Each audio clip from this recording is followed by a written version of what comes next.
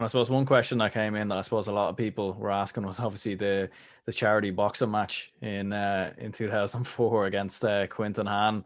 I suppose, like, what are your memories from that, and how did that whole scenario come about, and like how do you reflect back on that now? Because I suppose, like, nowadays it seems like charity boxing and that kind of thing is maybe a done thing, but back then it was definitely I suppose it wasn't really back then, I suppose.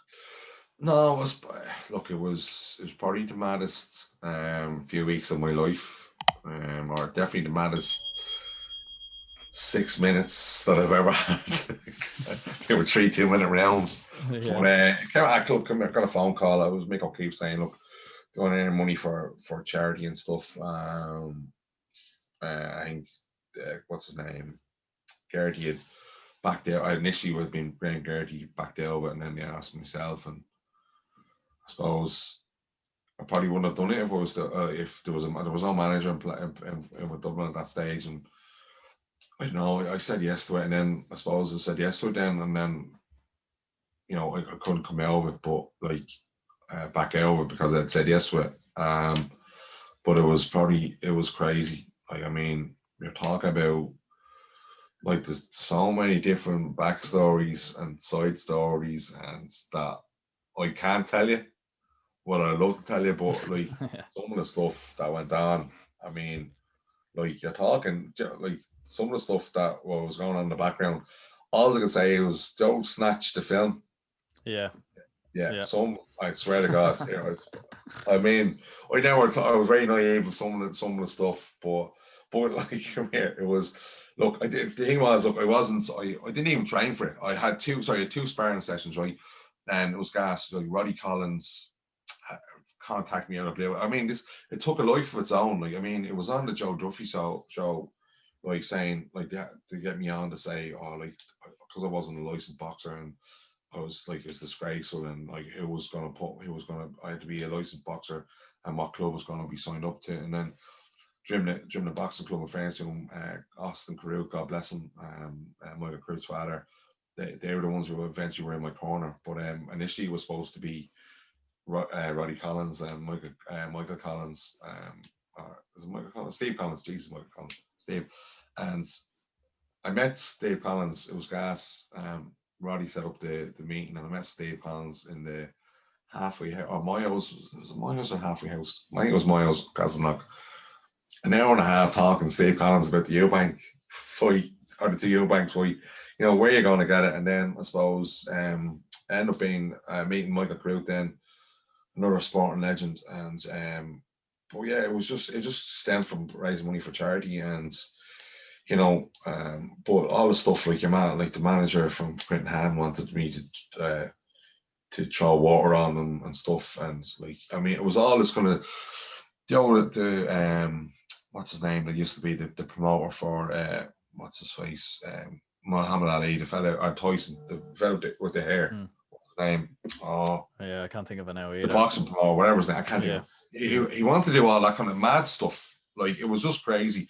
And like, at the time, we were in the midst of preparing for the Dublin Championship semi-final, and I broke my nose 2 weeks out from the fight in a match, and like, I had to get not that I got set, I got to put it back in place, but like, and like, my people said, like, "Geez, you can't fight with a nose." I guess, come here, be grand. But anyway, so it was just crazy, and like, I didn't train. I had 2 sparring sessions with Austin Carruth and Michael Carruth, and that was it. And like, he had been over for 8 weeks sparring and training up in Longford, and like, I mean, it was surreal. Like, and my mates that I grew up with, hadn't seen in years, all in the National Boxing Arena, and like, it was just, look, it was look back on it, and fond memories, funny memories, and like, like, I remember like the Paul Courier when the final bell went and the fight was over, Courier runs in, slides in underneath the bottom rope, jumps up now, and the referee thought it was some bleeding lunatic. Courier just grabbing a hold of me, saying well done, and the referee's walking out of the ring. But look, man, it was definitely crazy. It was come here, something that I look back on with a lot of fun memories, but look, I suppose if it was to happen again, I probably wouldn't do it because I think it was just all the different stuff that had gone on in the background. But yeah, look, come here, it was I have some lovely photographs on me, but it was gas. I wouldn't put me mom and dad through it again because it wasn't. My dad didn't go because didn't like the thoughts of not training and stuff. Like my mom being like, oh, my son, you know what I mean? Your man will always make sure her sons are all right. But I suppose it was crazy. It was some great stories, which unfortunately can't tell you for different other reasons. But yeah, it was crazy. But yeah, funny, and yeah, like it was just like end up. Your man didn't pay up the all the money in the end, the charity money. So, but look, come here, these things happen. But look, come here, it was definitely crazy. But I don't think I'll ever get to see a county player doing a charity match like that again. You might do it. Sorry, such a publicity or a big thing like that, like a snooker player and stuff like that. I'd say they'll do stuff in there, like the way they do the boxing nights.